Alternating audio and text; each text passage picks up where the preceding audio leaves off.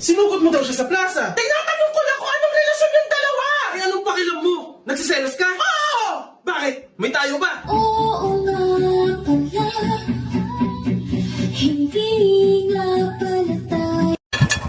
Anak! Anak, gising na ba yung mga pabigat sa bahay? Kumakain na po, Mama.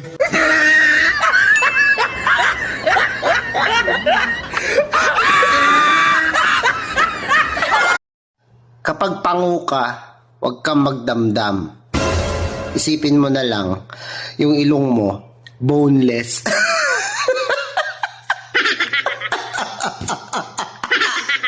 Boneless? Ano yan, bangus?